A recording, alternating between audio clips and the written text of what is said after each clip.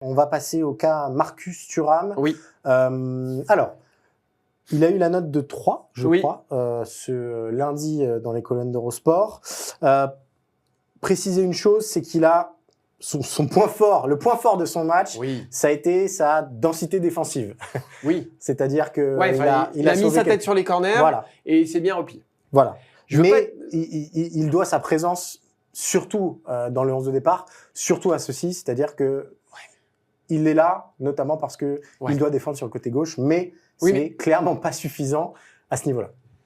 Oui. Et si tu me dis, si tu veux, j'ai beaucoup plus de bienveillance envers Blaise Matuidi, qui faisait ce rôle-là en 2018, qui le faisait bien, parce que c'était un milieu défensif, qu'on avait mis là un peu à contre-emploi, etc.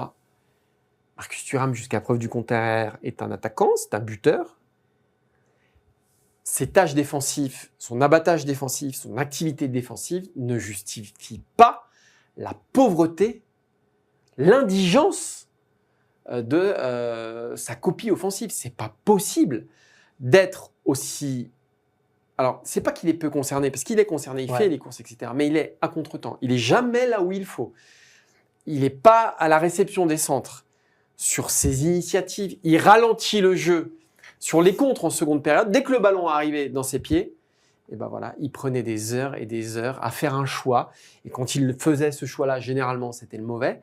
Je suis dur avec Marcus Thuram, mais quand tu vois le matos qu'il y a sur le banc, Giroud en pointe à la limite, mais si tu veux laisser Mbappé en pointe, un Barcola qui fait une saison incroyable avec le PSG, mais surtout qui a fait des entrées hyper intéressantes avec l'équipe de France, tu ne laisses pas un Marcus Thuram emprunter balourd, pâteau en attaque parce qu'il te mine le secteur offensif et il te coûte des actions. Ça, contre l'Autriche, ça passe. Contre les Pays-Bas, je pense que ça passera moins. 8e, quart, demi, non, non et non. En fait, il surfe, mais comme Kolo Muani un petit peu, encore que Kolo Muani a fourni d'autres prestations plus intéressantes avec l'équipe de France depuis, mais il surfe sur leurs entrées qui avaient été bonnes du côté du Qatar. Moi, je suis d'accord avec toi, j'ai aucun souvenir d'une sélection impactante de la part de Marcus Thuram. Les deux premières. On en est à 20 sélections pour 2 buts. On est quand même sur un attaquant de pointe à la base, qui a marqué beaucoup de buts avec l'Inter Milan cette saison. Si on se raconte pas d'histoire, Thuram, il doit sa place dans le 11 à Kylian Mbappé. C'est aussi simple que ça. C'est parce que c'est un ami de Kylian Mbappé, mais surtout parce que il va faire les bases œuvres que Mbappé ne veut pas. Mais ça suffit pas. Sinon, ça suffit pas, bien sûr. Mais Ferland Mendy. On est d'accord, mais donc en fait, on a souvent eu tendance à résumer ce poste d'avant-centre en un duel Thuram-Giroud. Finalement, ça peut ne être ni Thuram ni Giroud et comme tu le disais, avoir Barcola ou un autre joueur à ce poste-là d'ailier gauche Coman qui peut faire des différences. Moi, j'ai pas revu le Marcus Thuram de l'Inter Milan. Je pense que c'est aussi lié à l'animation qu'il a du côté de Milan avec un Lautaro Martinez qui est quand même très intéressant dans ce rôle-là. Deschamps, mais sûrement pas dans les meilleures dispositions non plus. Il le sacrifie. Alors, tout n'est pas de la faute de Thuram. Je pense qu'il est effectivement un peu sacrifié par le sélectionneur.